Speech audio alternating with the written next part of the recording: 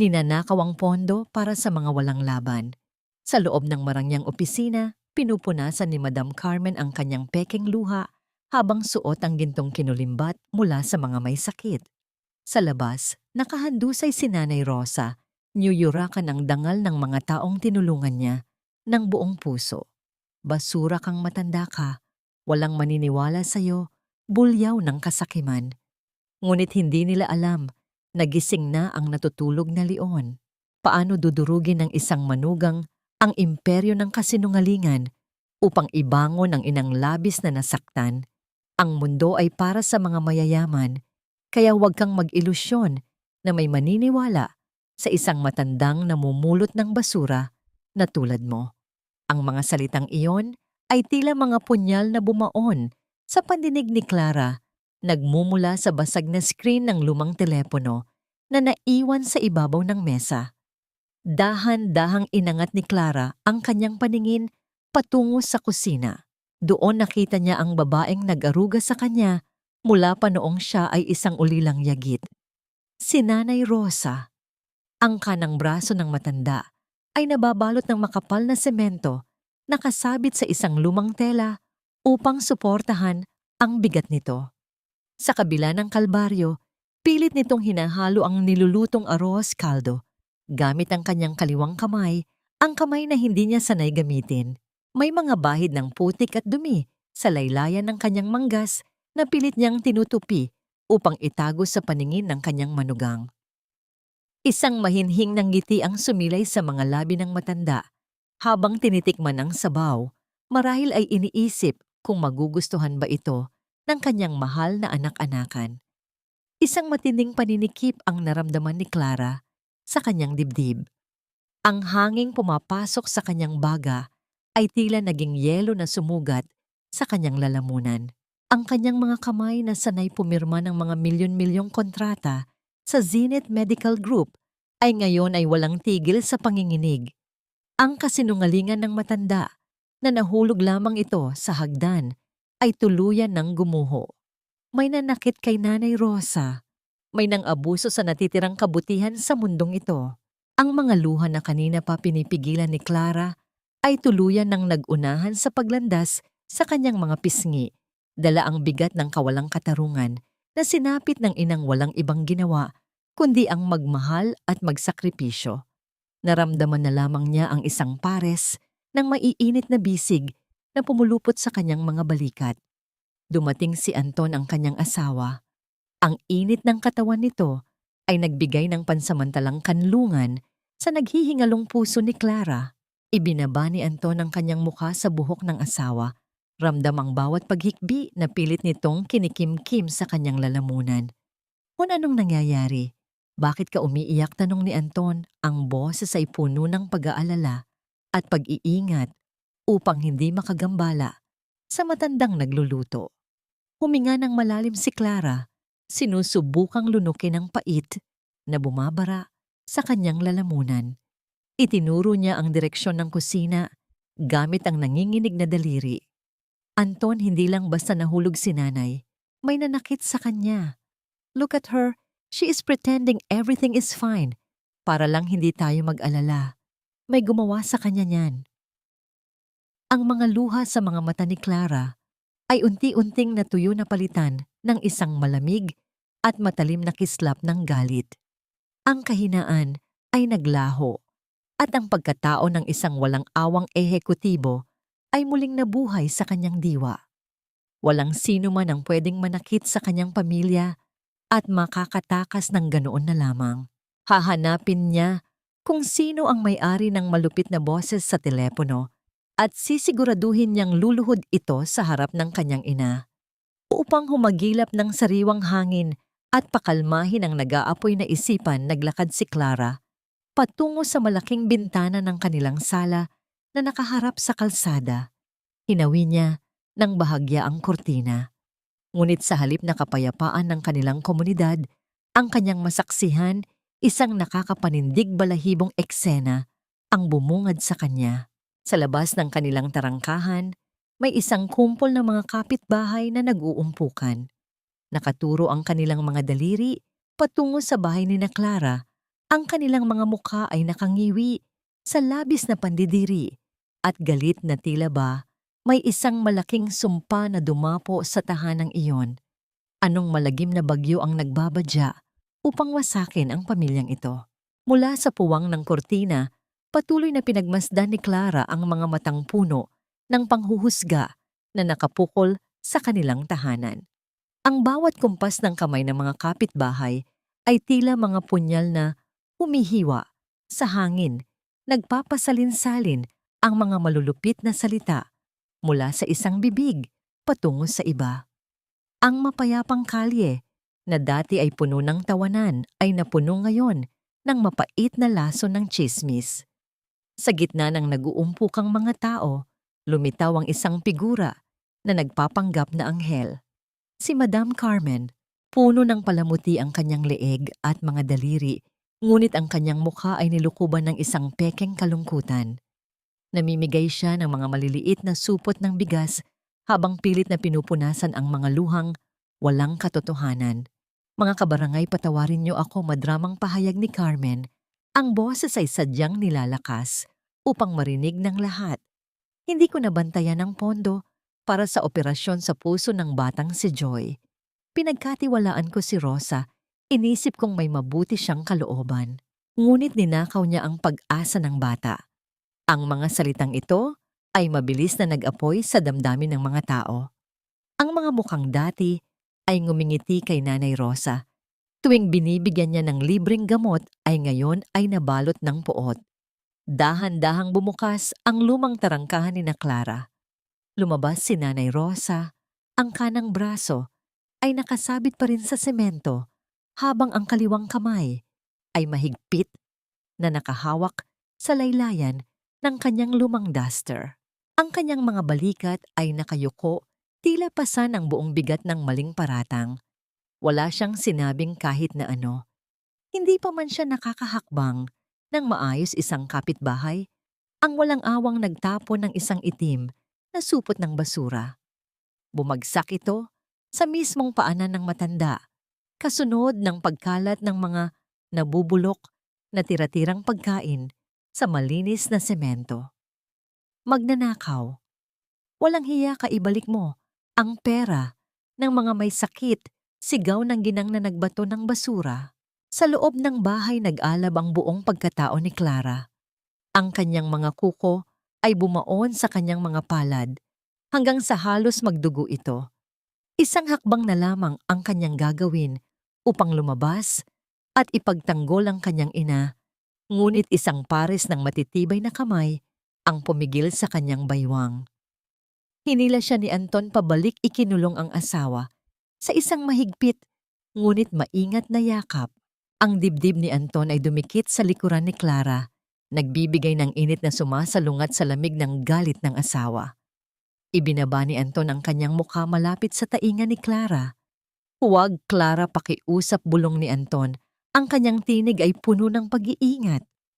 Pag lumabas ka ngayon at nagalit, lalo lang nilang gagamitin yan laban sa inyo. Pinapalabas nilang biktima si Carmen. Kailangan nating maging matalino. Nang hina ang mga tuhod ni Clara, ang kanyang likod ay napasandal na lamang sa dibdib ng kanyang asawa habang patuloy na pinapanood ang kalbaryo ng kanyang ina. Sa labas, sa halip na magalit o ipagtanggol ang sarili, dahan-dahang lumuhod si Nanay Rosa. Gamit ang iisang malusog na kamay, sinimulan niyang pulutin ang mga kalat na itinapon sa kanya. Ngunit ang nakadurog ng lubusan sa puso ni Clara ay nang makita niyang masuyong pinulot ng matanda ang mga butil ng bigas na tumapon mula sa rasyon ni Carmen. Pinagpagan ni Nanay Rosa ang mga butil na nalaglag sa lupa, maingat na inipon sa kanyang palad na tila mga mamahaling perlas. Sa kabila ng pang-aalipusta, hindi nagawang baliwalain ng matanda. Ang biyaya tinatanggap ang panlalait nang walang anumang sumbat. Tila pinipiga ang puso ni Clara sa pagdurusa nang biglang umilaw ang screen ng kanyang telepono na nasa ibabaw ng mesa. Nagpadala ng isang mensahe ang kanyang sekretarya mula sa opisina. Kinuha niya ito, ang kanyang mga kamay ay nanlalamig at nanginginig habang binabasa ang mga salitang naglalaman ng bagong sakuna. Madamay nag-viral na video sa social media ngayon. Si Nanay Rosa po pinapalabas nilang sinaktan niya si Madam Carmen at ninakaw ang pondo sa mismong opisina ng charity. Tinitigan ni Clara ang umiilaw na screen ng telepono. Ang mga mata ay napuno ng nagbabadyang unos, habang ang tanong ay patuloy na bumabagabag sa kanyang kaluluwa.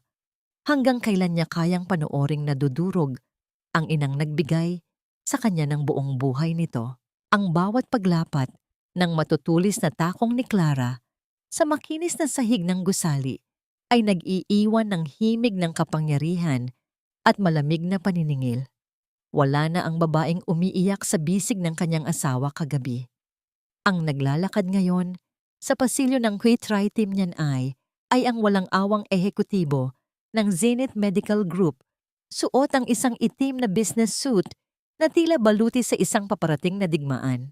Ang kanyang mukha ay isang perpektong maskara ng pagiging kalmado itinatago, ang nag-aapoy na galit na handang tumupok sa sinumang manakit sa kanyang pamilya. Nang bumukas ang pinto ng pangunahing opisina, bumungad sa kanya ang isang silid na puno ng mga larawan ng mga batang may sakit, isang mapagpanggap na paraiso para sa mga taong nagtatago sa likod ng huwad na kabutihan. Mula sa kanyang marangyang silya, mabilis na tumayo si Madam Carmen. Ang mukha nitong kanina ay nakasimangot habang kinakawawa ang isang tauhan ay biglang nagliwanag na palitan ng isang malapad at artipisyal na ngiti. Ang kanyang mga mata ay kumikinang sa labis na pananabik nang makilala ang mayamang bisita. Oh my God! Miss Clara, welcome po sa aming munting foundation, matinis at punong-puno ng pambobolang bati ni Carmen habang pilit na inaabot ang kamay ng dalaga. Isang napakalaking karangalan po na bisitahin kami ng CEO ng Zenith Medical. Please have a seat. Ano pong maipaglilingkod namin sa isang anghel na tulad ninyo tipid? Nang umiti si Clara, isang nangiting hindi umaabot sa kanyang mga mata. Dahan-dahan siyang umupo sa tapat ng mesa. Ang kanyang matalas na paningin ay lihim na sinusuri ang bawat sulok ng silid. Hindi nakatakas sa kanyang atensyon ang isang mamahaling Hermes na bag na nakapatong sa isang gilid at ang malaking singsing na brilyante na nakasuot sa daliri ni Carme. Napakagandang kaibahan isip-isip ni Clara, isang pinuno ng charity na namamalimos para sa mga may sakit, ngunit nababalot ng ginto at luho ang katawan. I am here to discuss a potential grant. Madam Carmen, mahinahong panimula ni Clara. Ang boses ay kalmado, ngunit may diin. Nakarating sa akin ang balita na nahihirapan daw ang foundation ninyo sa pondo para sa mga heart patients. Pagkarinig sa salitang pondo, nagbago ang anyo ni Carmen. Mula sa pagiging masaya, bigla itong nag-anyo ng isang kaawa-awang biktima. Pilit nitong pinunasan ang mga matang walang luha gamit ang isang panyong may burda. Naku, Miss Clara, hulog po kayo ng langit. Ubos na po ang pondo namin dahil sa isang taong pinagkatiwalaan ko ng lubos. Isang matandang nagngangalang Rosa. Ang akala ko po ay mabuting tao, iyon pala ay isang magnanakaw na walang utang na loob. Kinuha niya ang pera ng mga inosenteng bata at sinaktan pa ako nang bukingin ko siya. Sa ilalim ng mesa, mahigpit na naikuyom ni Clara ang kanyang mga palad hanggang sa bumaon ang kanyang mga kuko sa sariling laman. Ang dugo sa kanyang mga ugat ay tila kumukulo, umaakyat ang init sa kanyang lalamunan, ngunit pinanatili niya ang kanyang mukhang walang reaksyon. Bawat maling salita na lumalabas sa bibig ng babaeng nasa harapan niya ay nagdadagdag sa bigat ng parusang ipapataw niya rito balang araw. I see, tugon ni Clara. Ang boses ay sinadyang palambutin upang maging kapani-paniwala. That is truly tragic. By the way, that is a stunning diamond ring, Madam Carmen. Bagong bili ba yan? Kumurap ang mga mata ni Carmen, nilukuban ng matinding kasakiman. Marahan itong hinaplos ang brilyante na tila ba isa itong sagradong anting-anting. Ang mga daliri ay nanginginig sa kaligayahan. Ay ito ba regalo lang po ng isang kind soul na naantig sa mga sakripisyo ko para sa charity? You know, blessings come to those who do good deeds. Tumango si Clara at kinuha ang kanyang checkbook mula sa kanyang bag. Nagsimula siyang magsulat ng mga numerong may maraming zero, isang halagang sapat, upang mabulag ang sinumang sakim. Ngunit habang pumipirma na hagip ng kanyang mga mata, ang isang makapal na pulang folder na pilit itinago ni Carmen sa ilalim ng mga lumang dyaryo. May kung anong kakaiba sa folder na yon, isang lihim na naghihintay matuklasan. I will give you 5 million pesos, patuloy ni Clara habang inilalapag ang tseke sa mesa. But on one condition, gusto kong i-turn over ito sa isang malaking gala event at dadaan sa internal audit ng Zenith ang lahat ng gagastusin ninyo. Halos lumuwa ang mga mata ni Carmen nang makita ang halaga sa tseke. Hindi na nito pinansin ang kondisyon patungkol sa audit dahil ang tanging nakikita lamang ng kanyang isipan ay ang mga luhong mabibili ng 5 milyong piso. Of course, Miss Clara, makakaasa po kayo. Halos magkandara pa si Carmen sa pagyakap sa kapirasong papel nang tumayo si Clara upang lisanin ng silid isang pakiramdam ng pandidiri ang gumapang sa kanyang balat, ngunit napangiti siya sa loob-loob. Nakagat na ng isda ang pain. Naglakad siya palabas patungo sa tahimik na pasilyo patungo sa parking lot. Ngunit hindi pa man siya nakakalayo, isang mabilis na pagbangga ang nagpatigil sa kanya. Isang lalaking nakasuot ng uniforme ng janitor ang aksidenteng bumunggo sa kanyang braso. Ang lalaki ay nanginginig. Nang matindi ang mga mata, ay nanlalaki sa matinding takot habang nakatingin sa paligid na tila may mga multong humahabol sa kanya. Si Mang Tomas. Bago pa man makapagsalita si Clara yumuko, ang matanda pilit na itinatago ang sarili sa dilim ng pasilyo. Wala akong nakita. Maawa kayo, huwag niyo akong patayin.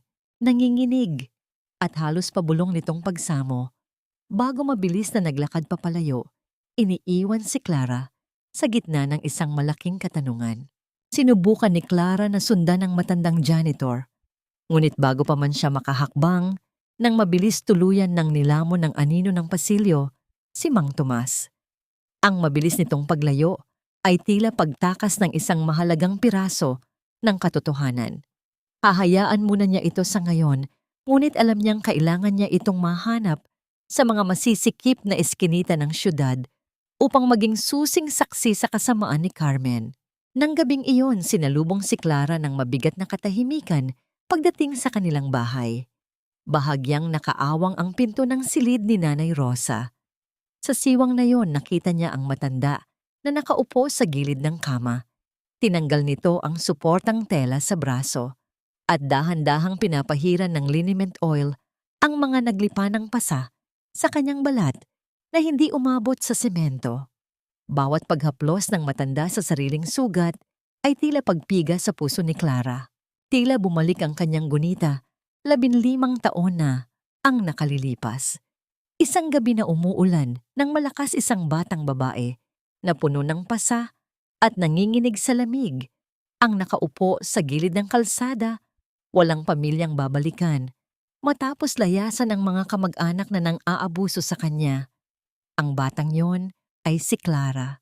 Walang sino man ang nag-abala na sulyapan siya maliban sa isang nurse na pauwi mula sa trabaho. Si Nanay Rosa. Binalot siya nito ng mainit na tuwalya at dinala sa isang maliit ngunit ligtas na tahanan. Hindi niya malilimutan ang araw na nakita niyang isinangla ng matanda ang kaisa-isang gintong singsing na pamana ng yumao nitong asawa, maipambayad lamang sa matrikula ni Clara sa kolehiyo. Ang utang na loob na yon ay nakaukit na sa kanyang kaluluwa, mas matibay pa sa anumang kontrata na maari niyang pirmahan sa buhay. Nang makitang nakapikit na ang matanda, dahil sa pagod, marahang pumasok si Clara sa silid. Kinuha niya ang bote ng langis mula sa tabi ng unan. Umupo siya sa sahig katabi ng kama at sinimulang haplusin ang braso ng kanyang ina nang may labis na pag-iingat tila nag-aalaga ng isang marupok na baso. Bawat paggalaw ng kanyang mga daliri ay may kasamang tahimik na panalangin na sana ay siya na lamang ang nakaramdam ng pisikal na sakit nito. Pagkatapos, matiyak na mahimbing na ang tulog ng ina, pumasok si Clara sa kanilang sariling silid kung saan naghihintay si Anton. Nang maisara ng maayos ang pinto tuluyan, nang bumigay ang matibay na pader na itinayo ni Clara. Nang hina ang kanyang mga tuhod at napaupo siya sa gilid ng kama, ang kanyang mga balikat ay walang tigil sa panginginig. Mabilis na lumapit si Anton, hinuli ang asawa sa kanyang mga bisig at pinasandal ang ulo nito sa kanyang malapad na dibdib. "I cannot bear it," Anton, humihikbing bulong ni Clara habang nakakapit sa damit ng asawa, pilit nilalabanan ang pag-apaw ng kanyang emosyon. "She sold her wedding ring for my future. Ibinigay niya sa akin ang lahat, kahit hindi ko siya kadugo. Tapos ngayon, pinagmumukha siyang magnanakaw ng mga taong walang konsensya. I want to destroy them right now." Hinaplos ni Anton ang buhok ni Clara. Pinupunasan ang mga luhang bumabasa sa pisngi nito gamit ang kanyang hinlalaki. "I know, love. I am here.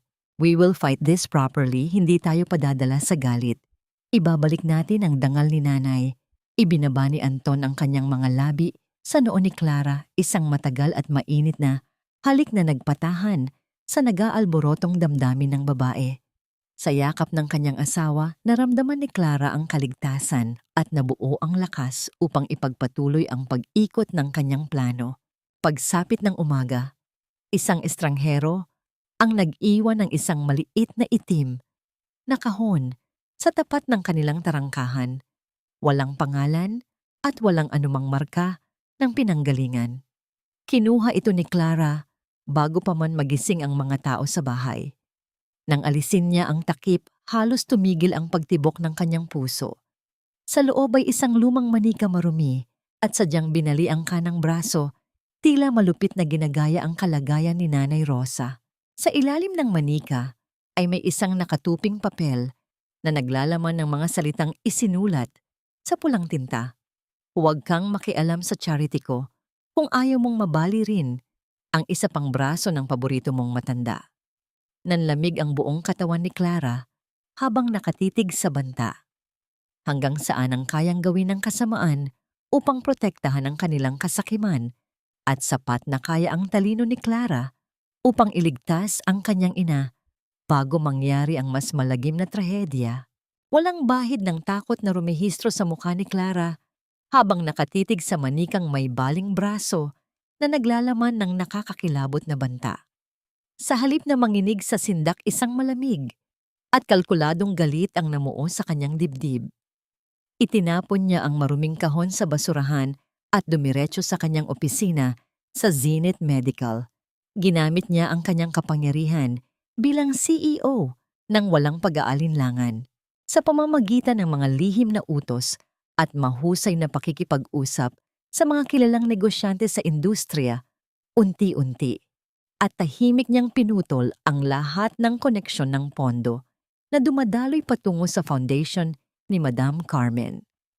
Para kay Clara, ang pinakamagandang paraan upang durugin ang isang sakim na kaaway ay ang gutumin ito sa sarili nitong kasakiman. Sa kabilang banda, nagsisimula nang mabaliw si Madam Carmen sa loob ng kanyang opisina.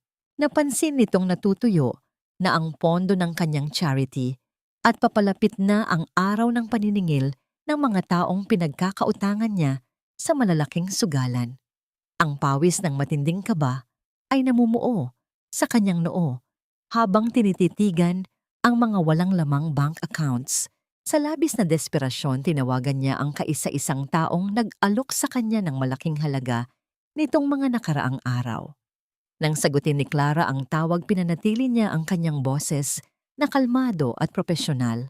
"Hello, Miss Clara. Si Carmen po ito." Bungad ng babae, ang tinig ay sadyang pinalambing at pinuno ng pakiusap. "Naku, pasensya na po sa abala. Nagmamakaawa po kasi ang mga pasyente namin. Baka po pwede nang makuha yung tulong ninyo para sa operasyon ng mga bata. Naiintindihan ko ang sitwasyon." Madam Carmen, sagot ni Clara, Habang nakatingin sa malawak na bintana ng kanyang opisina, pinagmamasdan ang abalang syudad sa ibaba. Pero may kondisyon ako. Ibibigay ko ang 5 milyong piso ng buo, ngunit gusto kong gawin itong formal. Magdaos kayo ng isang malaking gala sa gabi ng fiesta ng inyong barangay. Gusto kong makita ng lahat ng inyong mga kabarangay ang kabutihang ginagawa ninyo. Halos lumundag sa tuwa si Carmen nang marinig ang eksaktong halaga. Yes na yes po, Miss Clara. Kayo po talaga ang hulog ng langit sa amin. Pagpalain po sana kayo ng may kapal, sunod-sunod na papuri ng babae. Ngunit habang patuloy na nakikipag-usap sa telepono at nagbabanggit ng mga salita ng Diyos at kabutihang asal, ginamit ni Carmen ang kanyang tinidor upang tuhugin ang pinakamasarap na bahagi ng pritong karne mula sa kanyang marangyang plato. Ibinato niya ito sa kanyang alagang aso na mabilis sumalo sa pagkain. Samantala, ang mga tauhan niyang nag-aayos ng mga papeles sa gilid ng opisina ay nakatingin lamang lumulunok ng laway dahil buong araw pa silang walang kain.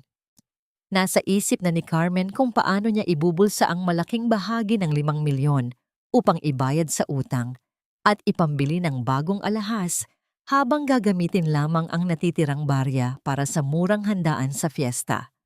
Pagkababa ng telepono, dahan-dahang napangiti si Clara. Kumagat na sa pain ang malaking isda.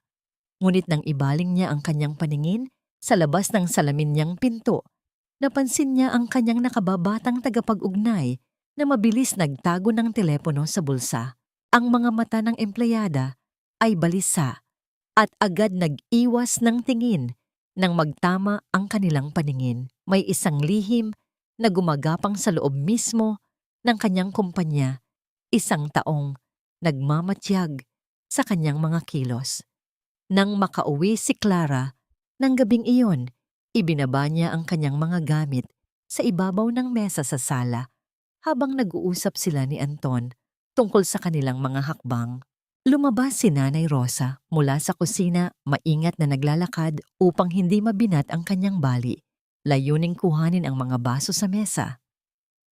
Nang mapadako ang paningin ng matanda sa mga gamit ng kanyang manugang na hagip ng kanyang mga mata, ang isang makintab na imbitasyon na sadyang inihanda ni Clara para sa gabi ng kaganapan. Nakasulat doon ng malinaw ang pangalan ng Zenith Medical bilang pangunahing sponsor ng gala fiesta para sa charity ni Madam Carmen. Nawala ang kulay sa mukha ni Nanay Rosa. Ang mainit na baso na hawak sana niya ay muntik ng mabitawan. Nagsimulang manginig ang kanyang malusog na kamay habang unti-unting napagtatanto na ang kanyang manugang ay sadyang pumasok sa lungga ng mga halimaw na nanakit sa kanya. Isang matinding takot ang bumalot sa puso ng ina, hindi para sa kanyang sarili, kundi para sa kaligtasan ni Clara. Clara anak, anong ginagawa mo? Pabulong na panaghoy ng matanda ang dibdib ay naninikip sa labis na pangamba habang nakatingin sa imbitasyon na tila isang tiket patungo sa kapahamakan. Ang nanginginig na mga daliri ni Nanay Rosa ay mahigpit na nakakapit sa makintab na imbitasyon. Tila nakakita siya ng isang malagim na pangitain nang mag-angat siya ng paningin patungo kay Clara. Ang mga luha ng matinding pangamba ay tuluyang nag-unahan sa kanyang mga kulubot na pisngi, nag-iiwan ng basa at mainit na landas sa kanyang balat. Clara anak, bawiin mo na ito. Nakikiusap ako pautal-utal na pagsamo ng matanda habang pilit na iniaabot ang papel pabalik sa kanyang manugang. Masasamang tao sila. Kaya kong tiisin ang pang-aalipusta at mga maling paratang nila. Pero hindi ko kakayanin kung pati kayo ni Anton ay madamay at saktan nila. Pabayaang niyo na ako. Naramdaman ni Clara ang tila paghiwa ng isang patalim sa kanyang puso. Imbes na sumagot agad, lumapit siya at marang hinawakan ang mga nanginginig na kamay ng matanda. Ibinaba ni Clara ang kanyang sarili upang magpantay ang kanilang paningin. Ipinapakita ang isang pagmamahal na walang anumang halong pag-aalinlangan. Mahabang buhay na lang ba tayong yuyuko sa mga taong tinatapakan ng kabutihan mo? Malambot Ngunit matatag na tanong ni Clara habang pinupunasan ang mga luha ng matanda. You saved me when I had nothing. Binuo mo ang pagkatao ko. Ngayon, bigyan mo ako ng pagkakataon na protektahan ang pamilya natin. Hindi po ako lalaban gamit ang dahas. Lalaban ako gamit ang katotohanan. Sa kabila ng matitibay na salita ni Clara, nanatili ang malalim na takot sa dibdib ni Nanay Rosa. Kinabukasan nilisan din na Clara at Anton ang kaginhawaan ng kanilang marangyang mundo upang tahakin ang masisikip at madilim na eskinita ng syudad, umaasang mahahanap nila ang nagtatagong janitor na si Mang Tomas. Ang sikat ng araw ay halos hindi makapasok sa pagitan ng mga dikit-dikit na bubungan at ang hangin ay mabigat sa singaw ng kahirapan. Bawat hakbang ni Clara sa maputik at baku-bakong daan ay nagdudulot ng kaba. Ngunit ang init ng palad ni Anton, na mahigpit na nakakulong sa kanyang kamay, ay nagbibigay sa kanya ng walang kapantay na tapang. Inilalayo siya ni Anton sa mga mapanganib na gilid ng daan, paminsan-minsan ay masuyong inilalapat ang kamay sa kanyang likuran bilang isang tahimik na pangako na hindi siya nito pababayaan kahit na sa pinakamadilim na bahagi ng kanilang laban. Subalit sa kabilang dako ng syudad, ang malalim na kutob ni Madam Carmen ay nag-udyok sa kanya na gumawa ng mga marahas na hakbang. Ang pagdududa na may sumusubok na ungkatin ang kanyang mga sikreto ay nagtulak sa kanya na maghasik ng takot upang patahimikin ang mga kalaban. Nang hapong yon, habang wala sina Clara at Anton, isang ulan ng mga matitigas na bato at nabubulok na gulay ang bumagsak sa tarangkahan ni Nanay Rosa, nag-iwan ng mga nakakasukang mantsa sa malinis na pintura. Walang pisikal na pananakit na naganap, ngunit ang mensahe ng pananakot ay malinaw, na gumuhit sa isipan ng matanda. Si Nanay Rosa ay nagtago sa pinakamadilim na sulok ng kanyang silid, pilit tinatakpan ng kanyang mga tainga, habang nararamdaman ang pagyanig ng kanilang pinto, dulot ng malalakas na paghampas mula sa labas. Nang makauwi sina Clara at Anton, habang papalubog ang araw, sinalubong sila ng kalat at paninira sa kanilang bakuran. Mabilis na pumasok si Clara sa loob ng bahay, ang kanyang puso ay nagkukumahog sa kaba. Natagpuan niya ang kanyang ina na nakapulupot sa isang lumang kumot sa gilid ng kama, nanginginig tulad ng isang batang inabandona sa gitna ng walang awang unos. Agad na niyakap ni Clara nang mahigpit si Nanay Rosa ang kanyang sariling luha, ay tahimik na tumulo at bumasa sa maputing buhok ng matanda. Habang pinagmamasdan ang naghihirap at nanginginig na ina, isang matinding paninikip ng dibdib ang naramdaman ni Clara. Handa siyang isugal ang lahat ng yaman at kapangyarihan upang makamit ang hustisya, ngunit sapat ba ang magiging kabayaran nito kung ang mismong kaluluwa at kapayapaan ng kanyang ina ay unti-unti nang nadudurog sa proseso? Hanggang kailan nila kakayaning mabuhay sa anino ng takot bago tuluyang sumikat ang araw ng paniningil, habang nakayap ng mahigpit sa kanyang nanginginig na ina? Unti-unting napagtanto ni Clara na ang simpleng pagtitiyaga sa masikip na tahanang ito ay hindi na sapat upang siguruhin ang kaligtasan ni Nanay Rosa.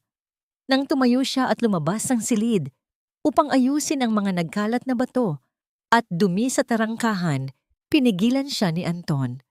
Ang mga mata ng lalaki ay puno ng matatag na pagdedesisyon habang sinisimulan nitong walisin ang mga bakas ng kasamaan na itinapon ng mga alagad ni Carmen. Huwag mo nang pansinin ito, Clara, banayad, ngunit seryosong utos ni Anton habang pinupunasan ang putik sa pinto. Tumawag na ako ng mga tauhan mula sa security ng Zenith Medical. Mula ngayon, may mga magbabantay ng nakasibilyan sa paligid ng bahay natin 24 oras. Walang sino man ang makakalapit kay nanay nang hindi ko nalalaman.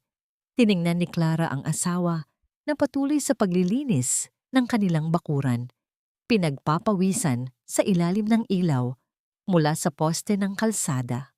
Isang malalim na buntong hininga ng pasasalamat ang nakawala sa kanyang mga labi. Sa kabila ng matitinding alon ng problema na sunod-sunod na humahampas sa kanilang pamilya, nanatiling matibay na haligi si Anton. Lumapit si Clara at marahang inilapat ang kanyang likuran sa dibdib ng lalaki. Ipinulupot ang mga kamay nito sa kanyang bewang. Sandaling itinigil ni Anton ang pagwawalis, isinandal ang kanyang baba sa balikat ni Clara at hinigpitan ng yakap.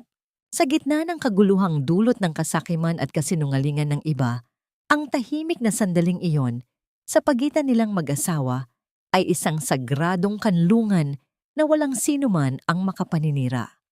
Kinabukasan, sa halip na umupo sa kanyang komportableng opisina, muling tinahak ni Clara ang masisikip na eskinita ng squatters area upang ipagpatuloy ang paghahanap kay Mang Tomas. Kasama ang ilang pinagkakatiwalaang tauhan, inisa-isa nila ang bawat barong-barong.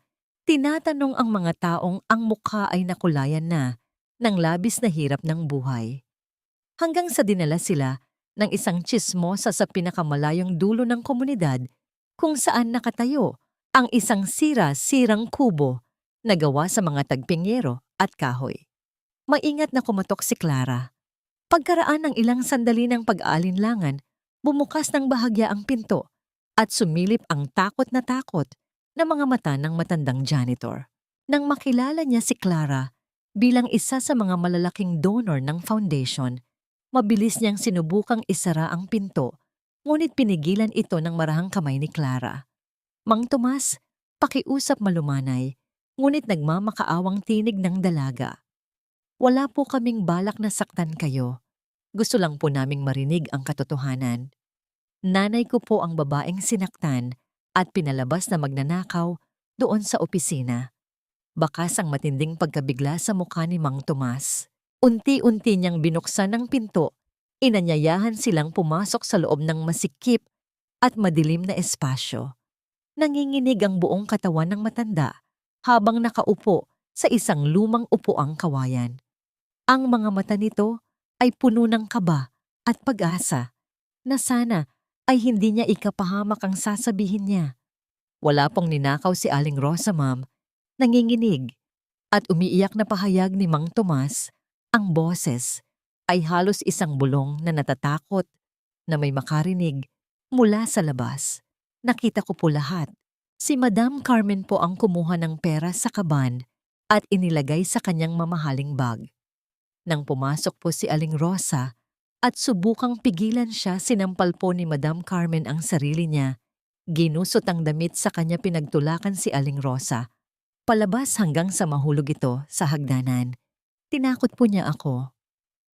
Sabi niya ipapapatay niya ang pamilya ko sa probinsya kung magsasalita ako. Nanginig ang mga tuhod ni Clara sa sobrang galit at awa ng marinig ang detalyadong paglalarawan sa kalupitan na sinapit ng kanyang ina. Ang kuko ng kanyang mga daliri ay muling bumaon sa kanyang palad upang pigilan ang pagluha sa harap ng matanda. Kailangan ko po kayong tumestigo? Mang Tomas, matatag na pakiusap ni Clara.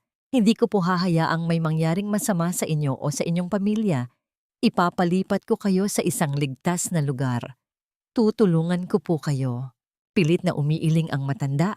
Ang mukha ay naliligo sa pawis at luha. Hindi mo siya kilala, ma'am. Malalim ang koneksyon niya sa mga masasamang tao. Mabuti pa pong kalimutan niyo na lang ito bago pa kayo madamay. Wala po tayong laban sa mga katulad nila. Habang nagmamakaawa ang matanda, isang serye ng mga larawan ang mabilis na nag-play sa isip ni Clara. Ang duguan at dugtudugtong na buto ni Nanay Rosa. Ang pag-ulan ng basura at mga mapanghusgang salita mula sa mga kapitbahay na walang alam, kundi ang mangutya. At ang malagim na manika na may baling braso na iniwan sa kanilang pinto. Ang lahat ng sakripisyong ginawa ni Nanay Rosa para sa mga inosenteng tao ay natabunan ng iisang malaking kasinungalingan dahil sa takot ng isang saksi na magsalita. Habang tinititigan ni Clara ang nanginginig na mukha ni Mang Tomas, isang mabigat at nakakabinging katanungan ang bumalot sa kanyang isipan. Paano niya makukumbinsi ang isang taong nabuhay sa matinding takot at kahirapan upang itaya ang lahat para sa katotohanan kung ang tanging sandata lamang nila laban sa kayamanan at dahas ng kalaban ay ang pawang katotohanan na hindi sapat upang bumili ng sariling kaligtasan? Sa halip na gumamit ng dahas o banta na karaniwang ginagawa ng mga taong may kapangyarihan, dahan-dahang lumuhod si Clara sa maalikabok na sahig na kawayan upang magpantay ang kanilang paningin ni Mang Tomas. Tiningnan niya ang matanda hindi bilang isang tagapaglinis na mababa ang antas sa lipunan, kundi bilang isang kapwa-taong biktima ng kalupitan ng mundo. Hinawakan ni Clara ang magaspang at nanginginig na mga kamay ng matanda. Ipinaparamdam ang isang sinserong pag-unawa na nagmumula sa pinakamalalim na bahagi ng kanyang puso. Mang Tomas, alam ko po ang pakiramdam nang walang kalaban-laban malumanay. Ngunit may basag na tinig na pahayag ni Clara, ang kanyang mga mata ay nag-uumpisa ng mag-init sa nagbabadyang luha. Laking kalye rin po ako. Naranasan kong matulog sa gilid ng kalsada, walang kumot at walang kakampi. Kung hindi po dahil sa kabutihan ni Nanay Rosa, baka matagal na akong wala sa mundong ito. Ibinigay niya ang lahat para sa akin. Ngayon po, hinihingi ko ang tulong ninyo. Hindi para ipakulong si Carmen, kundi para ibalik ang dignidad ng babaeng nagligtas sa buhay ko. Tila natunaw ang yelong bumabalot sa takot ng matanda nang marinig niya ang kwento ni Clara. Ang pag-agos ng luha sa mga mata ni Mang Tomas ay naging mas masagana, hinuhugasan ang mga dumi sa kanyang pisngi. Ang labanan sa pagitan ng kanyang budi at ng matinding takot para sa kanyang pamilya ay malinaw na gumuhit sa kanyang mga kulubot. Hindi siya makasagot. Tanging pag-iling lamang ang kanyang nagawa dahil sa sobrang paghihirap ng kalooban. Naiintindihan ito ni Clara. Kumuha siya ng isang maliit na cellular phone mula sa kanyang bag at dahan-dahang inilagay iyon sa palad ng matanda. Hindi ko po kayo pipilitin ngayon, Mang Tomas. Pero kapag handa na po ang inyong konsensya na palayain kayo mula sa takot, pindutin niyo lamang ang nag-iisang numero dyan. Pangako, itataya ko ang sarili kong buhay para maprotektahan ang pamilya niyo. Nang makalabas sila sa madilim na eskinita at makasakay sa kanilang sasakyan, tuluyan ng bumigay ang pisikal na lakas ni Clara. Ang pagod sa walang tigil na pagtakbo ng kanyang isipan ay naningil sa kanyang katawan. Ikiniling niya ang kanyang ulo at isinandal ito sa balikat ni Anton habang nagmamaneho ang lalaki sa gitna ng makipot at madilim na kalsada. Binitiwan ni Anton ang manibela gamit ang kanyang kanang kamay upang abutin ang nanlalamig na mga daliri ni Clara. Pinagsalikop ang kanilang mga palad at masuyong hinalikan ang likod ng kamay ng kanyang asawa. "I am so proud of you, Clara," bulong ni Anton. Ang kanyang tinig ay tila isang malambot na kumot na yumakap sa sugatang kaluluwa ng dalaga. "You chose compassion over power. Kahit anong mangyari, andito lang ako sa tabi mo." Ang simpleng paghawak na yon at ang init na nagmumula sa balat ng kanyang asawa ay sapat na upang pakalmahin ang nag-aalborotong dagat sa isipan ni Clara. Pagdating nila sa kanilang tahanan, sinalubong sila ng isang eksenang muling nagpadurog sa puso ni Clara. Sa ilalim ng malamlam na ilaw ng kusina, nakatayo si Nanay Rosa. Gamit ang iisang malusog na kamay at sa tulong ng kanyang balakang upang ipitin ang isang palanggana, pilit na nilalabhan ng matanda ang mga mantsa ng putik mula sa mga damit na ginamit ni Clara kahapon. Ang mukha ni Nanay Rosa ay kumukunot sa tuwing may mararamdamang kirot mula sa kanyang baling braso, ngunit pilit niyang tinitiis ito. Pinapahid ang pawis sa kanyang noo gamit ang likod ng kanyang palad. Mabilis na lumapit si Clara at inagaw ang basang damit mula sa kamay ng matanda. "Bakit mo ginagawa ito? Pwede naman nating ipalaba. Ito bukas may bahid ng paninisi," ngunit punong-puno ng pag-aalalang wika ni Clara. Ngumiti lamang si Nanay Rosa, isang ngiting pilit tinatakpan ng lalim ng kanyang pisikal at emosyonal na sugat. Gusto ko lang makatulong, anak. Wala na nga akong silbi ngayon, ayaw ko namang maging pabigat pa sa inyong mag-asawa na lumalaban para sa akin. Niyakap ni Clara ang matanda mula sa likuran, isinubsob ang kanyang mukha sa balikat nito na amoy sabon at liniment oil. Sa pagkakataong yon napagtanto ni Clara na kahit gaano pa kabigat ang pagsubok, hindi siya pwedeng umatras. Ngunit nang pumasok siya sa kanyang silid at tinitigan ang imbitasyon para sa gala fiesta, isang malamig na pangamba ang muling gumapang sa kanyang dibdib. Kung hindi lilitaw si Mang Tomas dahil sa matinding takot, paano niya papatunayan ang kasalanan ni Carmen sa harap ng daan-daang tao na bulag sa huwad nitong kabutihan? Sapat na ba ang nakahandang patibong sa pananalapi o kailangan niyang halukayin ang pinakamadilim na sikreto ng foundation bago mahuli ang lahat? Bumukas ang salaming pinto ng opisina ni Clara at dahan-dahang pumasok ang kanyang nakababatang tagapag-ugnay na si Liza. Ang mga tuhod ng dalaga ay kapansin-pansing nanginginig habang naglalakad palapit sa malapad na mesa ng kanyang boss. Kanina pa umaga, napansin ni Clara ang labis na pagkabalisa ng empleyada, lalo na tuwing nababanggit ang pangalan ng foundation ni Madam Carmen. Sa halip na magalit, pinanatili ni Clara ang kanyang kalmadong anyo, tinititigan ng mariinang dalaga hanggang sa tuluyang bumigay ang pader ng paglilihim nito. Liza, alam kong may ibinabalita ka kay Carmen Malumanay, ngunit may talim na panimula ni Clara, hindi inaalis ang tingin sa namumutlang mukha ng tauhan.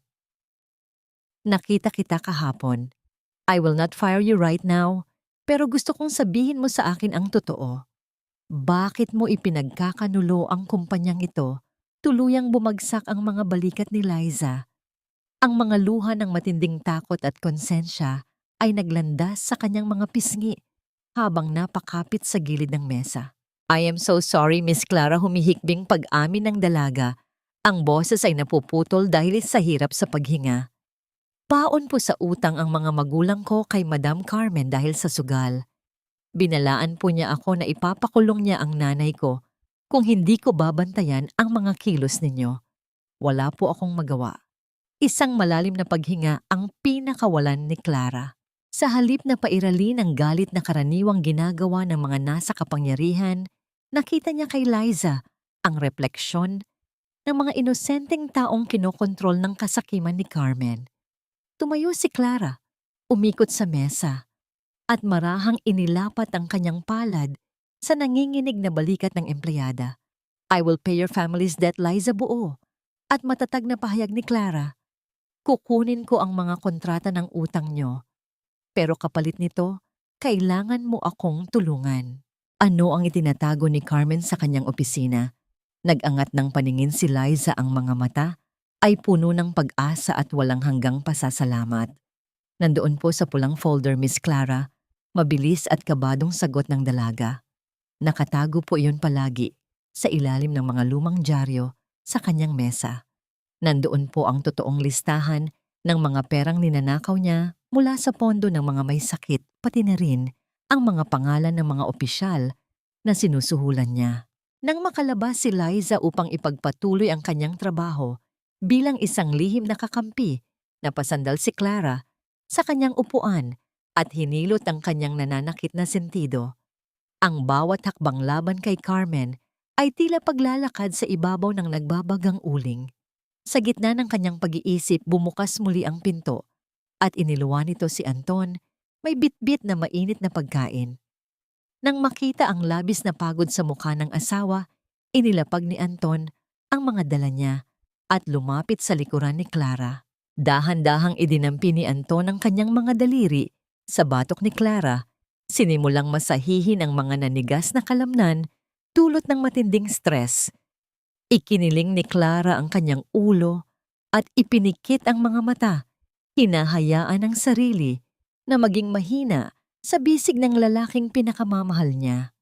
Ikinulong ni Anton ang mga kamay ni Clara, inilapit ang kanyang mukha sa buhok ng asawa at nag-iwan ng isang mainit at matagal na halik. You are doing great, love, bulong ni Anton. Ang tinig ay puno ng pagmamalaki at pag-ibig. Matatapos din ang lahat ng ito, Babalik din ang kapayapaan sa pamilya natin. Sa mainit na yakap ng kanyang asawa, naramdaman ni Clara na kahit gumuho man ang mundo, mayroon siyang isang matibay na kanlungan na hindi kailanman magigiba. Ngunit habang nakakahanap ng kaunting lakas, si Clara, isang panibagong kalbaryo, ang hinaharap ni Nanay Rosa sa kanilang komunidad. Gusto lamang bumili ng matanda ng mainit na tinapay para sa agahan kinabukasan. Suot ang isang lumang panlabas na damit upang itago ang kanyang baling braso, naglakad siya patungo sa tindahan sa kanto. Subalit sa bawat paghakbang niya unti-unting umiiwas ang mga tao. Ang mga nag-uusap ay biglang tumatahimik, ang kanilang mga mata ay matatalim na nakatitig sa matanda. Nang iabot ni Nanay Rosa ang kanyang barya sa tindera, hindi ito tinanggap ng ginang. Sa halip, padarag na isinara ng tindera ang garapon ng tinapay at tinalikuran ng matanda, ipinapakita ang matinding pandidiri. Naiwang nakatayo si Nanay Rosa, ang kanyang magaspang na kamay na may hawak na barya ay nanatiling nakabitin sa hangin. Ang matinding hiya at sakit ng pagkakahiwalay sa komunidad na minsan niyang pinaglingkuran ay unti-unting sumisira sa kanyang pagkatao. Dahan-dahan niyang ibinaba ang kanyang kamay, yumuko at tahimik na naglakad pabalik sa kanilang bahay. Dinadala ang bigat ng mundong nagpasyang talikuran siya. Kinagabihan, habang inaayos ni Clara ang mga dokumento sa kanyang study room, nakatanggap siya ng isang electronic mail mula sa kampo ni Madam Carmen. Ito ang formal na programa para sa gabi ng gala fiesta. Mabilis na binasa ni Clara ang mga detalye, ngunit nang makarating siya sa pinaka-highlight ng gabi, halos huminto ang pagtibok ng kanyang puso. Nakasulat sa makapal na letra ang isang espesyal na bahagi ng programa kung saan magbibigay ng talumpati si Carmen na may pamagat na ang leksyon ng isang magnanakaw at sadyang ilalagay ang pangalan at larawan ni Nanay Rosa sa malaking screen upang gawing halimbawa ng kasamaan sa harap ng lahat ng mga bisita at kapwa negosyante. Nanlamig ang buong katawan ni Clara habang nakatitig sa maliwanag na screen ng kanyang laptop. Nais ni Carmen na ipako sa krus ng kahihiyan ang kanyang ina sa mismong gabing iyon. Paano niya makakayang panoorin ang pagyurak sa dangal ng babaeng pinakamamahal niya habang hinihintay ang tamang oras upang isara ang bitag na kanyang inihanda? Ang nanginginig na mga kamay ni Nanay Rosa ay mahigpit na nakakapit sa gilid ng mesa, habang ang kanyang paningin ay nakapako sa imbitasyong naglalaman ng kanyang sariling pangalan at ng salitang magnanakaw. Ang bawat patak ng luha na bumabagsak sa papel ay tila nagpapalabo sa katotohanan, ngunit nagbibigay ng linaw sa kalupitang nakatakdang mangyari. Clara, anak, pakiusap. Itigil na natin ito. Pagsamo ng matanda, ang boses ay halos isang bulong na lamang dahil sa labis na pagod at takot. Ayaw ko nang lumaban. Hayaan na nating manalo si Madam Carmen. Sanay na akong tawaging masama ng mga tao. Basta ligtas lang kayo ni Anton. Lumapit si Clara sa kanyang ina. Ang kanyang puso ay tila pinipiga sa bawat salitang lumalabas sa bibig nito. Lumuhod siya sa harap ng matanda at marahang kinuha ang mga nanginginig na kamay nito. Inilapat ang mga ito sa kanyang sariling pisngi upang iparamdam ang init ng kanyang suporta. Mahindi ito tungkol sa panalo o talo. Tungkol ito sa kung ano ang tama malumanay, ngunit punong-puno ng determinasyon na sagot ni Clara habang pinupunasan ang basa sa mukha ng ina gamit ang kanyang hinlalaki. You taught me to be kind, but you also taught me to be brave. Hindi ko hahayaang maging alaala na lang ang dangal nyo sa barangay na ito. Sa kabilang silid, abala si Anton sa pakikipag-usap sa pamamagitan ng telepono sa kanilang security team. Ang kanyang mga mata ay matalas at alerto, tinitiyak na ang bawat galaw sa paligid ng kanilang tahanan ay nababantayan.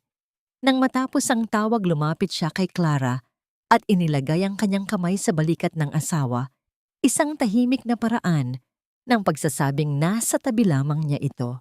We have the files from Liza, Clara, bulong ni Anton. Ang tinig ay puno ng katiyakan. Ang pulang folder na kinuha niya sa opisina ni Carmen ay naglalaman ng lahat ng ebidensya ng mga pekeng transaksyon. One more step, and we can end this.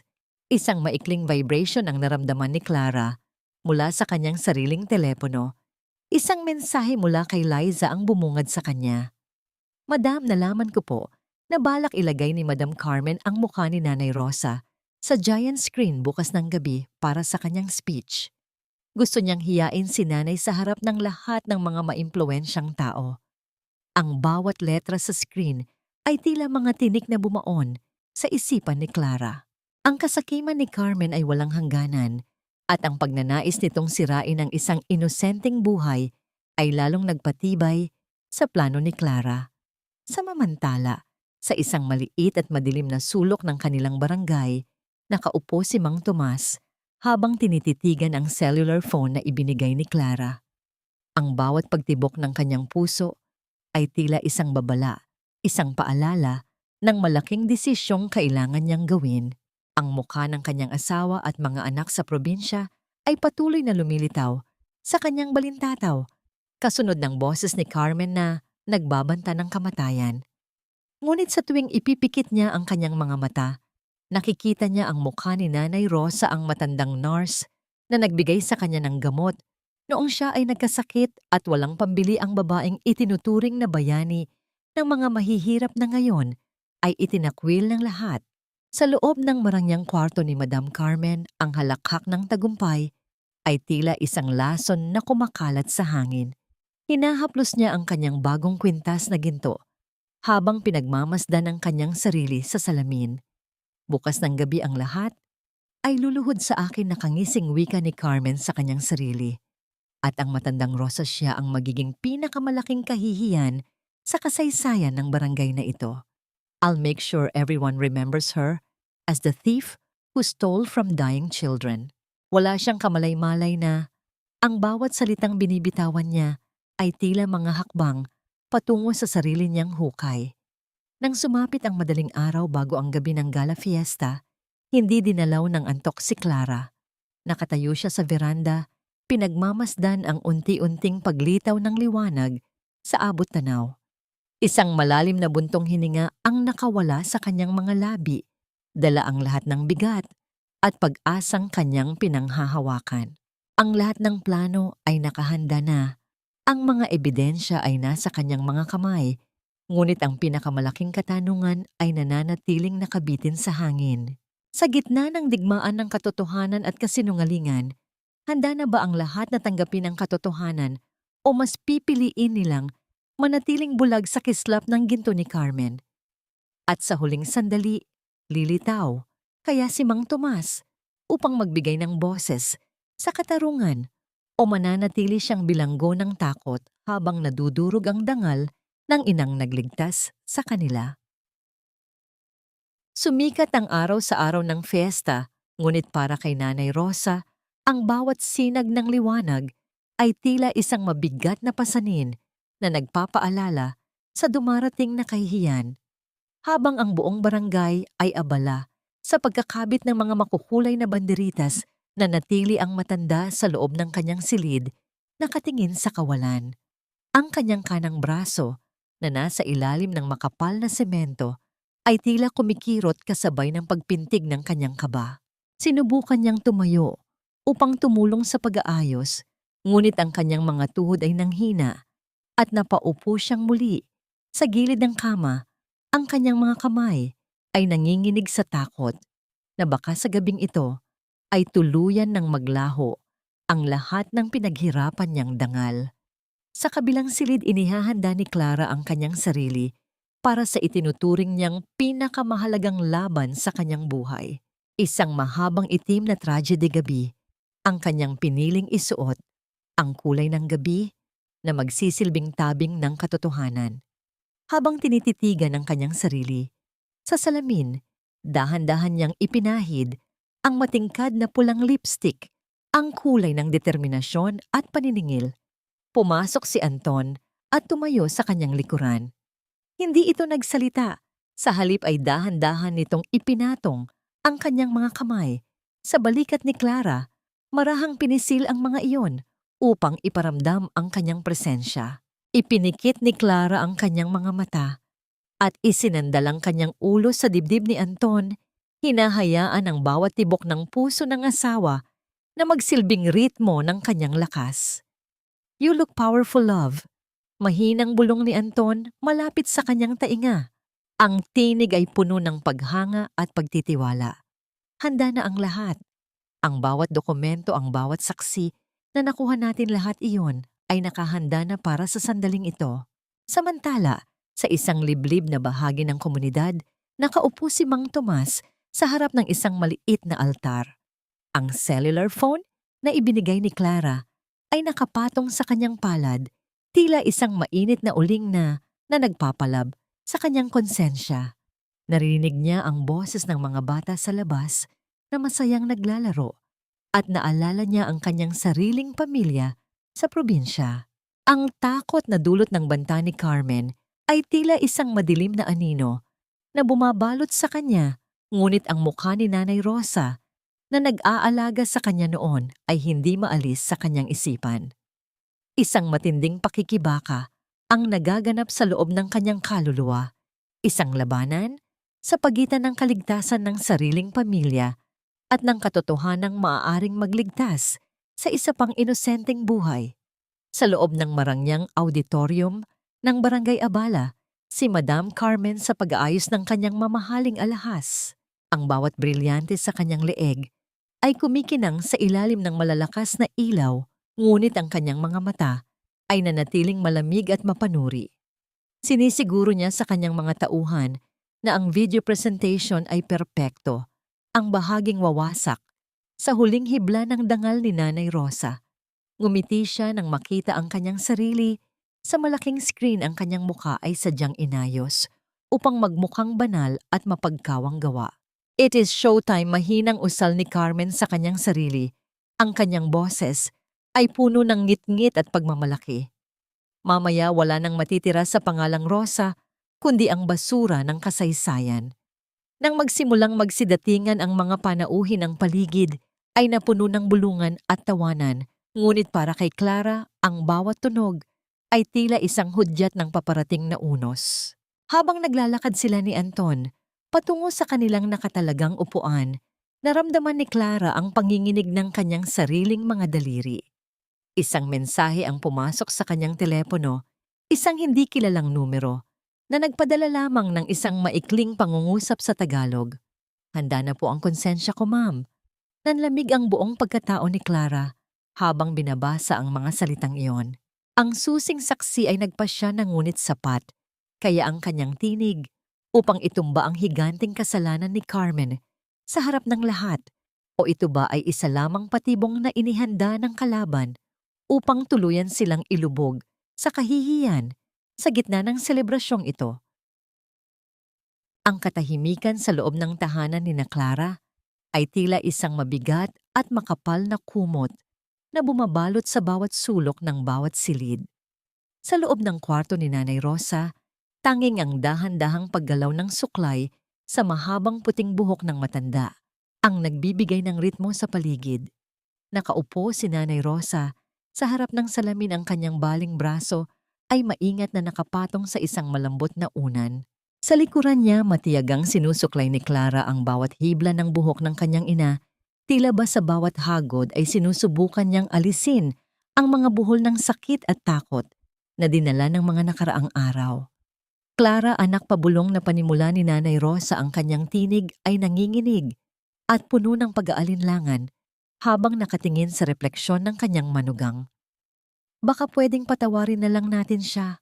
Ayaw ko nang lumaban pa. Baka lalo lang tayong masaktan kung ipipilit natin ang katarungan na yan.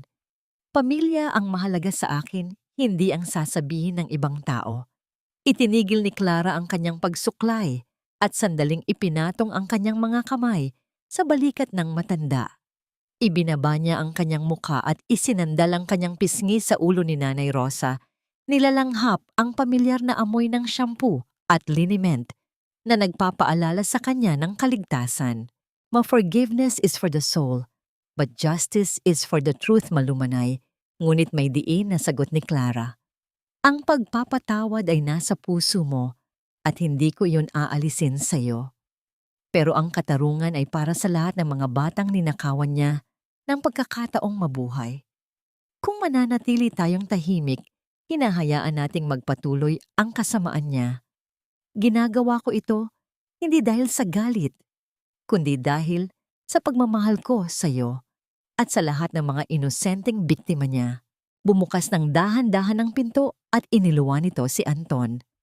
Hawak niya ang isang makapal na pulang sobre na naglalaman ng mga huling dokumentong kailangan nila ang mga selyadong kopya ng bank statements na nagpapatunay sa mga ilegal na transaksyon ni Carmen. Lumapit si Anton at inilapag ang sobre sa ibabaw ng dresser pagkatapos ay hinawakan ng kamay ni Clara. Isang matagal na tinginan ang naganap sa pagitan nilang dalawa, isang pagpapalitan ng lakas at pangako na hindi nangangailangan ng anumang salita. Handa na ang sasakyan sa labas. Clara, mahinang wika ni Anton, ang tinig ay puno ng katiyakan. Magiging maayos ang lahat. Tumayo si Clara at humarap sa malaking salamin. Isinuot niya ang kanyang itim na traje de gabi na gawa sa mamahaling seda. Ang tela ay kumikinang sa ilalim ng ilaw ng silid na tila isang baluti ng isang mandirigma. Dahan-dahan niyang inilapat ang matingkad na pulang lipstick sa kanyang mga labi. Ang bawat haplos ay nagbibigay ng kulay sa kanyang determinasyon. Habang pinagmamasdan ang kanyang sarili, nakita niya sa salamin ang refleksyon ni Nanay Rosa na nakatingin sa kanya nang may halong takot at paghanga. Ang matanda ay dahan-dahang lumapit at kinuha ang isang lumang kwintas na may maliit na krus mula sa kanyang baul. Isinuot niya ito sa leeg ni Clara. Ang kanyang nanginginig na mga daliri ay marahang dumapo sa balat ng kanyang manugang. Isuot mo ito, anak. Gabayan ka sana ng may kapal sa gagawin mo ngayong gabi. Pabulong na basbas ng matanda. Ang kanyang mga mata ay nag-uumpisa nang mapuno ng luha ng pagmamalaki. Hinalikan ni Clara ang mga kamay ng kanyang ina bago sila lumabas ng silid. Habang naglalakad sila ni Anton pababa ng hagdan, naramdaman ni Clara ang mabilis na pagtibok ng kanyang puso. Tila ba may isang orasan sa loob ng kanyang dibdib na nagbibilang ng bawat segundo bago ang huling paghaharap. Nang makarating sila sa sasakyan, tumingin si Clara sa kanilang tahanan sa huling pagkakataon bago ang gabi ng fiesta. Isang mensahe ang pumasok sa kanyang telepono mula sa hindi kilalang numero, ngunit sa pagkakataong ito, wala itong nakasulat na salita. Tanging isang lokasyon lamang sa loob ng barangay hall kung saan gaganapin ang gala. Nang paandarin ni Anton ang sasakyan, binalot sila ng isang mabigat na katahimikan. Ang kalsada patungo sa barangay hall ay puno ng mga tao at makukulay na ilaw, ngunit para kay Clara, ang lahat ng yon ay tila isang malabong anino lamang. Ang tanging malinaw sa kanyang isipan ay ang imahe ni Carmen na nakatayo sa entablado, handang ipako sa kahihiyan ang kanyang ina. Isang matinding katanungan ang pilit na sumisiksik sa kanyang diwa. Kung sakaling lilitaw si Mang Tomas, sapat kaya ang kanyang konsensya upang magsalita sa harap ng napakaraming tao, o mas pipiliin ba nitong manahimik kapag nakita na ang naglalakihang mga mata ni Carmen na puno ng pagbabanta, at higit sa lahat, matatagalan kaya ni Clara na makita ang mukha ng kanyang ina na ipinapahiya sa malaking screen bago niya mailabas ang huling alas na wawasak sa lahat. Ang himig ng masayang musika ng fiesta ay bumabalot sa buong barangay hall, nagbibigay ng isang huwad na sigla sa paligid na puno ng mga makukulay na palamuti at nagniningning na mga ilaw. Ang bawat sulok ng silid ay puno ng mga taong nakasuot ng kanilang pinakamagagandang damit, nagpapalitan ng mga kwento at tawanan habang ninanamnam ang marangyang handaan. Ngunit sa likod ng masayang pagdiriwang na ito, may isang madilim na balak na unti-unting inilaladlad ang kanyang mga pakpak. Sa gitna ng malawak na entablado, nakatayo si Madam Carmen, ang reyna ng gabing iyon. Suot ang isang kumikinang na gown na tila ba gawa sa mga ninakaw na bituin. Ang bawat hiyas sa kanyang leeg ay tila nagbubunyi sa kanyang tagumpay. habang ang kanyang mukha ay sadyang inayos upang magpakita ng isang banal at mapagkumbabang anyo. Nang tumayo si Carmen sa harap ng mikropono, ang tunog ng paghampas ng mga palad na punong-puno ng paghanga ay umalingaw-ngaw sa buong silid, isang ingay na tila musika sa pandinig ng isang sakim. Dahan-dahang itinaas ni Carmen ang kanyang kamay senyales ng paghingi ng katahimikan at pagkatapos ay nagsimulang magsalita sa isang tinig na puno ng pekeng emosyon. Ang bawat salitang lumalabas sa kanyang bibig ay tila mga patak ng lason na binalot ng asukal.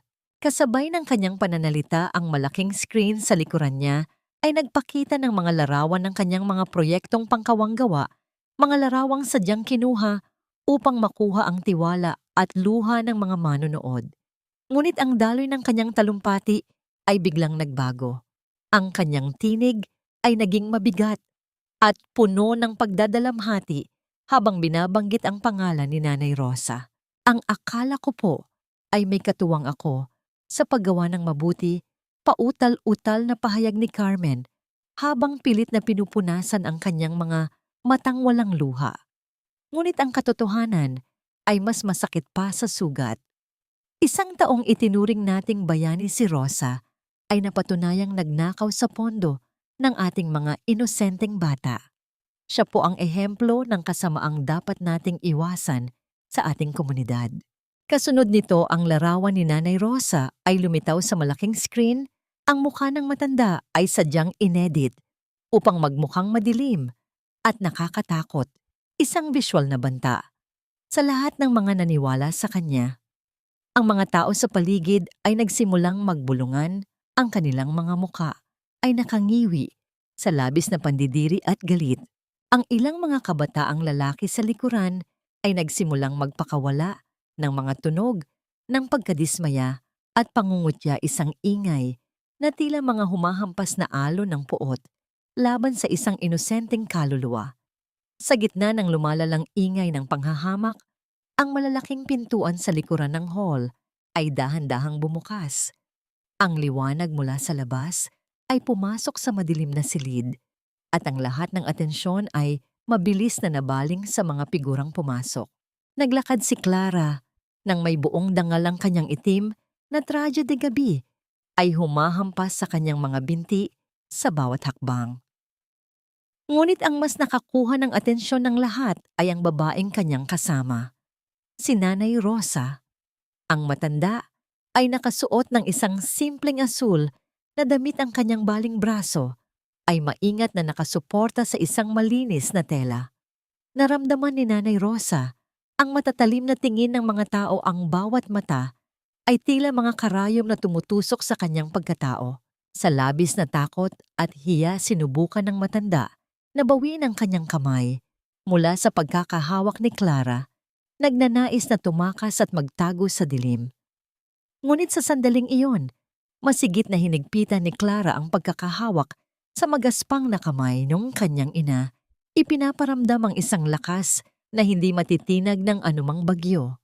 Ang katahimikan sa loob ng hall ay naging bingi at mabigat habang naglalakad ang dalawa patungo sa harapan. Ang bawat hakbang ni Clara ay tila isang deklarasyon ng digmaan laban sa kasinungalingan. Sa ibabaw ng entablado, ang nangisi sa mga labi ni Madam Carmen ay lalong lumapad, isang ekspresyon ng matinding pananabik na hiyain ang kanyang mga kalaban sa harap ng lahat. O tingnan niyo mga kabarangay, ang tinig ni Carmen ay puno ng mabusising pangungutya. Ang magnanakaw ay nagawa pang ipakita ang kanyang mukha dito sa ating pagtitipon. Miss Clara, bakit mo dinala ang basurang yan dito sa ating selebrasyon? Wala po bang hiya ang pamilya ninyo? Huminto si Clara sa paanan ng entablado. Tumingin siya nang diretso sa mga mata ni Carmen, isang tingin na puno ng kalamigan at nakakakilabot na katiyakan. Ang kanyang boses, nang magsimula siyang magsalita, ay dahan-dahan at ranirog sa bawat sulok ng hall, tila isang hudyat ng paparating na hatol.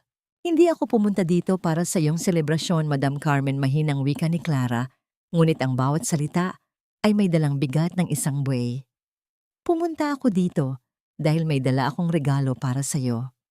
Isang regalo na magtatanggal sa lahat ng mga maskara na sa gabing ito. Hindi natinag si Clara sa harap ng mapanuyang ngiti ni Madam Carmen. Sa halip ibinaling niya ang kanyang tingin kay Anton na nasa gilid ng teknikal na kontrol ng bulwagan. Isang dahan-dahang pagtango ang ibinigay ni Clara, isang hudyat na nagpatigil sa takbo ng oras para sa lahat ng naroon. Sa isang iglap ang masayang musika ay naglaho at napalitan ng isang nakakabinging katahimikan. Ang malaking screen sa likuran ni Carmen na kanina ay nagpapakita ng kanyang huwad na kabutihan ay biglang nagbago ang anyo. Lumitaw sa screen ang mga malilinaw na kopya ng bank statements at mga lihim na kasunduan. Ang bawat pahina ay nagpapakita ng mga halagang umaabot sa milyon-milyong piso na inilaan para sa mga batang may sakit, ngunit ang mga pangalan ng pinatunguhan ay hindi ospital, kundi mga sikat na kasino at marangyang tindahan ng mga mamahaling gamit sa labas ng bansa. Ang bulungan sa loob ng hall ay unti-unting naging isang malakas na alingawngaw ng pagkagulat at galit. Ang mga taong kanina ay pumapalakpak kay Carmen ay ngayon ay nakatitig sa screen nang may nanlalaking mga mata hindi makapaniwala sa lawak ng panlilinlang na naganap. Nawala ang kulay sa mukha ni Carmen.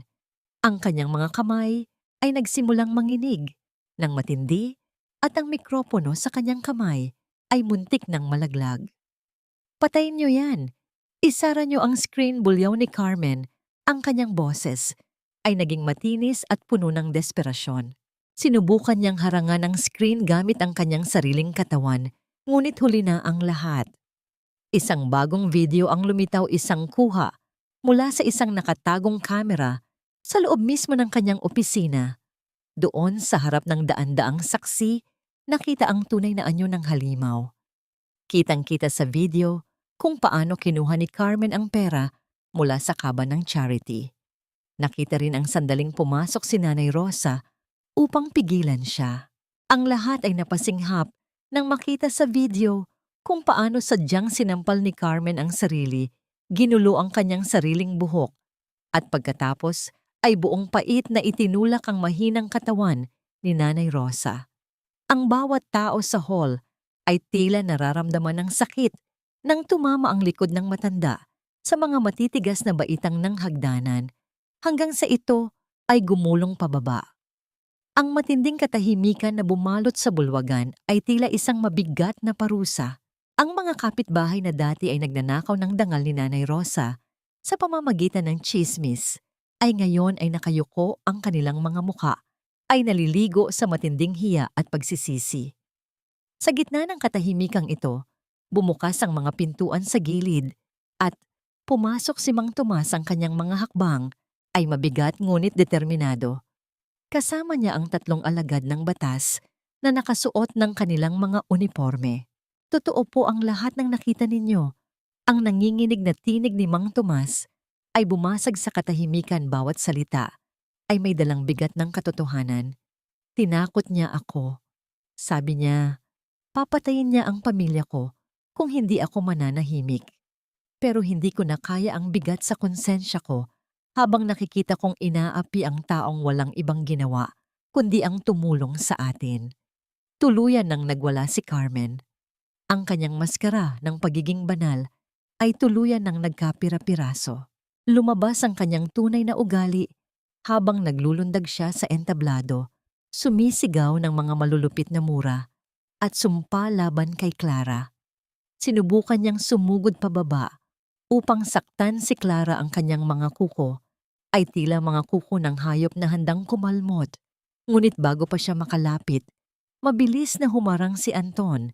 Sa harap ng kanyang asawa, ikinulong si Clara sa kanyang mga bisig upang protektahan ito mula sa anumang panganib. Mabilis na umakyat ang mga pulis sa entablado at hinuli ang nanginginig na mga kamay ni Carmen. Ang malamig na bakal ng posas ay kumapit sa kanyang mga pulso, isang tunog na naghudyat ng pagtatapos ng kanyang kaharian ng kasinungalingan. Carmen, you are under arrest for embezzlement, physical injuries, and grave threats, mariing pahayag ng opisyal habang hinihila ang babaeng nagpipiglas at nagsisigaw sa harap ng lahat. Sa gitna ng kaguluhan, kinuha ni Clara ang mikropono.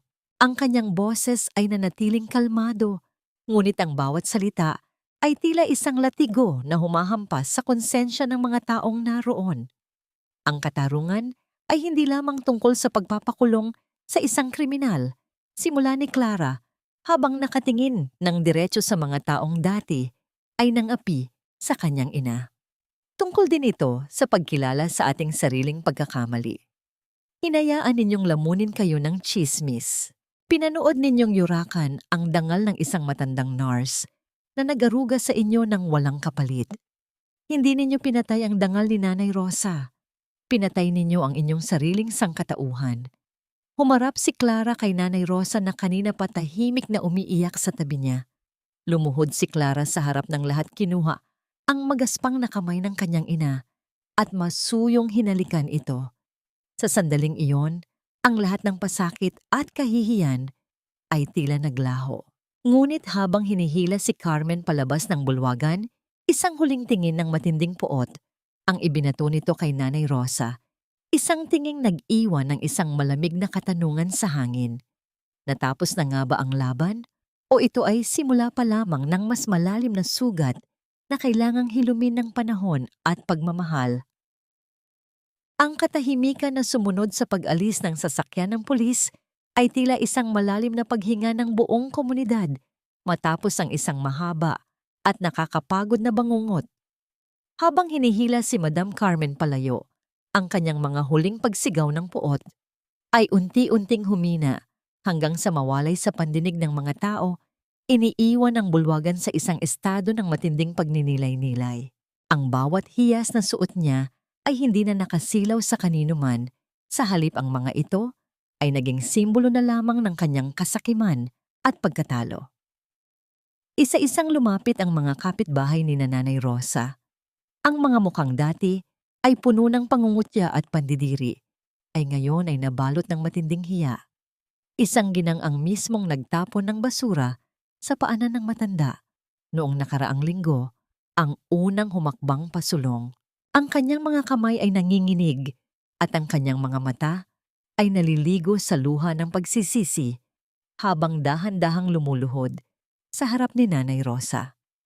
Patawarin niyo po kami, Aling Rosa, pagsamo ng ginang, ang kanyang boses ay nanginginig sa labis na emosyon. Nabulag kami ng mga kasinungalingan niya. Hindi namin naisip ang lahat ng kabutihang ginawa niyo para sa amin.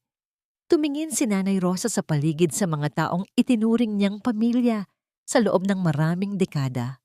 Ang kanyang puso ay puno ng kirot, hindi dahil sa galit, kundi dahil sa lungkot, na makitang kailangan pa ng isang malaking iskandalo bago manaig ang tiwala. Dahan-dahang inabot ng matanda ang kanyang malusog na kamay upang tulungang tumayo ang ginang. Pinapatawad ko na kayo. Malumanay na pahayag ni Nanay Rosa, ang boses ay may bahid ng pagod ngunit may kalakip na kapayapaan. Pero sana sa susunod, matuto tayong makinig sa katotohanan bago tayo humusga. Ang sugat sa braso ko ay gagaling, pero ang sugat sa dangal ay matagal bago humilom. Sa tabi ng kanyang ina, nanatiling nakatayo si Clara. Ang kanyang mga mata ay mapanuri at hindi agad nagpapadala sa emosyon ng karamihan. Alam niya na ang pagpapatawad ay isang mahabang proseso at hindi sapat ang isang gabi upang mabura ang lahat ng pait. Gayunpaman, sa gabing iyon, nagpahayag siya ng isang mahalagang anunsyo. Ang Zenith Medical Group ay opisyal ng kukunin ng pamamahala sa Pundasyon Wika ni Clara. Ang boses ay rumehistro sa bawat sulok ng hall ng may awtoridad. Sisiguraduhin naming ang bawat sentimo ay mapupunta sa mga batang nangangailangan. At si Nanay Rosa ang magsisilbing honorary chairperson upang matiyak na ang puso ng charity na ito ay mananatiling tapat. Isang dahan-dahang palakpakan Ang nagsimulang bumuo sa loob ng bulwagan, hindi isang palakpakan ng katuwaan, kundi isang palakpakan ng paggalang at pagkilala sa katarungang sa wakas ay nakamit. Lumapit si Anton kay Clara, inilagay ang kanyang kamay sa likuran ng asawa at masuyong hinalikan ang kanyang sentido. Ipinikit ni Clara ang kanyang mga mata, hinahayaan ang sarili na pansamantalang magpahinga sa bisig ng lalaking naging sandigan niya sa gitna ng unos. "You did it, Clara," bulong ni Anton, ang tinig ay puno ng pagmamahal. We brought back her smile. Nang makabalik sila sa kanilang tahanan, sinalubong sila ng katahimikan ng gabi na ngayon ay tila mas banayad at mapayapa. Pumasok si Nanay Rosa sa kanyang silid, dahan-dahang ibinaba ang kanyang sarili sa kama at tinitigan ang kanyang baling braso. Sa pagkakataong ito, wala ng luha ng takot, kundi luha ng pasasalamat. Ang bawat mantsa ng putik at bawat batong itinapon sa kanila ay naging bahagi na lamang ng nakaraan. Sa kabilang silid, habang tinatanggal ni Clara ang kanyang mga alahas, naramdaman niya ang matinding pagod na dumapo sa kanyang buong pagkatao. Tinitigan niya ang kanyang sarili, sa salamin ang pulang lipstick ay bahagya ng nabura, ngunit ang kislap sa kanyang mga mata ay nanatiling matatag.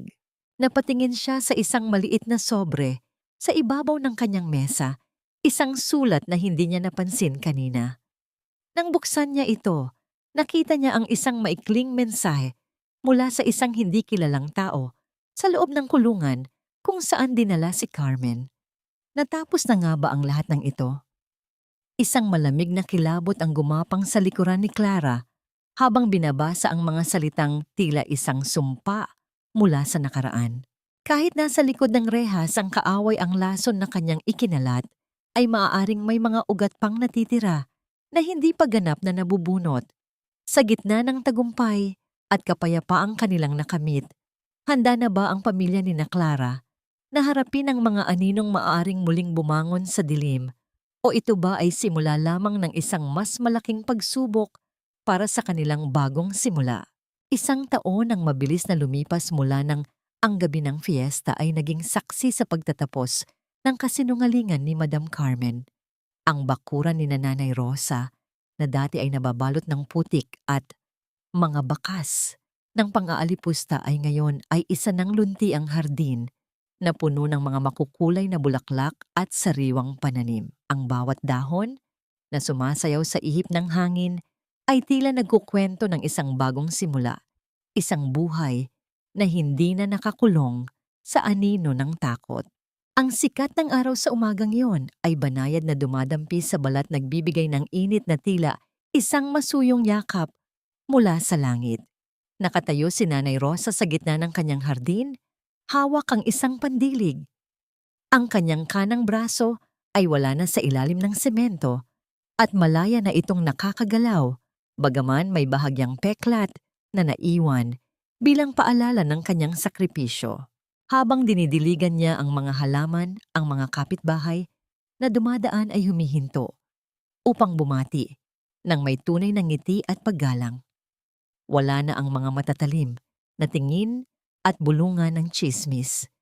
Sa halip, ang paligid ay napuno ng mga simpleng pagbati ng magandang umaga at pasasalamat para sa mga libreng gamot na patuloy pa ring ibinibigay ng matanda sa mga nangangailangan. Bumukas ang pinto ng bahay at inililuwan nito si Clara at Anton. Naglakad ang mag-asawa patungo sa kinaroroonan ni Nanay Rosa. Masuyong inakbayan ni Anton si Clara habang ang kanilang mga hakbang ay banayad sa damuhan. Nang makalapit sila, kinuha ni Clara ang pandilig mula sa kanyang ina at siya na ang nagpatuloy sa gawain. "Madapat nagpapahinga ka muna. Hayaan mong kaming mag-asawa ang mag-alaga. Dito sa garden mo," malambot na wika ni Clara. Ang kanyang boses ay puno ng pagmamahal na ngayon ay wala ng bahid ng dusa. Ngumiti si Nanay Rosa, isang ngiting abot hanggang sa kanyang mga mata. Ang uri ng ngiting tila nakahanap na ng permanenteng tahanan sa kanyang mukha. "Masaya ako dito, anak. Ang bawat halamang tumutubo ay nagpapaalala sa akin na kahit anong tindi ng bagyo Laging may pag-asang sisibol ang bago tugon ng matanda. Alam mo, dinalaw ko ang konsensya ko kagabi. Ipinagdasal ko si Carmen. Sabi mo noon ang pagpapatawad ay para sa kaluluwa. At totoo iyon. Hindi ko na siya kinamumuhian. Pinatawad ko na siya, hindi dahil karapat-dapat siya, kundi dahil karapat-dapat ang puso ko sa kapayapaan. Ngunit hindi ito nangangahulugang babalik ako sa dati. Ngayon, marunong na akong magtakda ng hangganan para sa sarili ko. Hinarap ni Clara ang kanyang ina, ang kanyang mga mata ay nagniningning sa paghanga. Sa loob ng 1 taon, nakita niya kung paano naging mas matatag ang kanyang ina, hindi lamang sa katawan, kundi pati na rin sa espiritu. Si Madam Carmen ay patuloy na nagsisilbi ng kanyang parusa sa loob ng rehas. Ang lahat ng kanyang yaman ay naibalik na sa mga nararapat na makinabang dito. Ang katarungan ay nakamit hindi sa pamamagitan ng paghihiganti, kundi sa pamamagitan ng katotohanang nagpalaya sa kanila. Lumapit si Anton at marahang hinawakan ang kamay ni Clara. Inilapit ito sa kanyang mga labi para sa isang mabilis ngunit makahulugang halik. "You are the bravest woman I know," Clara, bulong ni Anton. Ang tinig ay puno ng kilig at pagmamalaki. Dahil sa iyo, hindi lang si nanay ang nailigtas natin, kundi pati na rin ang pag-asa ng maraming tao. Ikiniling ni Clara ang kanyang ulo sa balikat ni Anton, hinahayaan ang katahimikan ng hardin na bumalot sa kanila, isang katahimikang hindi na nakakatakot, kundi puno ng katiyakan ng kanilang pag-iibigan. Ang paglalakbay ni Nanay Rosa at Clara ay nag-iwan ng isang mahalagang aral sa bawat pusong nakasaksi sa kanilang kwento. Ang kabutihan ay hindi kailanman dapat ituring na kahinaan, ngunit kailangan itong protektahan ng talino at katapangan. Ang pamilya ay hindi lamang nabubuo sa pamamagitan ng dugo, kundi sa pamamagitan ng mga sakripisyong ginagawa natin para sa isa't isa.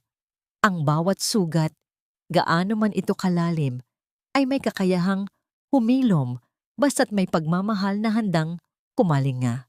Habang lumulubog ang araw sa abot-tanaw, naglalakad ang tatlo pabalik sa loob ng kanilang tahanan.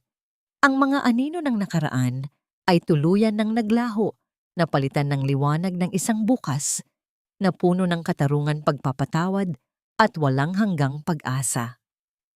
Dito nagtatapos ang kwento ng kanilang pakikipaglaban, ngunit ang himig ng kanilang tagumpay ay mananatiling buhay sa bawat pusong naniniwala sa kapangyarihan ng katotohanan.